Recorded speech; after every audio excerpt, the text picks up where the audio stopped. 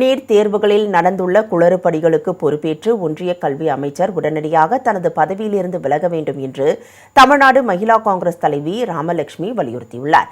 கோவை காங்கிரஸ் கட்சி அலுவலகமான காமராஜ் பவனில் ஒன்றிய அரசுக்கு போஸ்ட் கார்டு அனுப்பும் நிகழ்ச்சி நடைபெற்றது. இந்த நிகழ்வில் அகில இந்திய காங்கிரசின் மாநில துணைத் தலைவிகள் ஜாஸ்மின் நிர்மல், சோபனா செல்வம், மாநகர மாவட்ட தலைவி வசந்தாமணி, வடக்கு மாநில காங்கிரஸ் தலைவி சுடர்விழி மற்றும் தமிழ்நாடு மகிளா காங்கிரஸ் தலைவர் ராமலட்சுமி உள்ளிட்ட ஏராளமான மகிளா காங்கிரஸ் நிர்வாகிகள் கலந்து கொண்டனர். இதனைத் தொடர்ந்து செய்தியாளர்களை சந்தித்த மாநில தலைவி ராமலட்சுமி, ஒன்றிய அரசின் நீட் தேர்வு முறைகேடுகளால் ஒட்டுமொத்த தேர்வு முறையின் மீதே பொதுமக்களுக்கும் மாணவர்களுக்கும் இருந்த நம்பிக்கை கேள்விக்குறியாகிவிட்டதாக குற்றம் சாட்டினார்.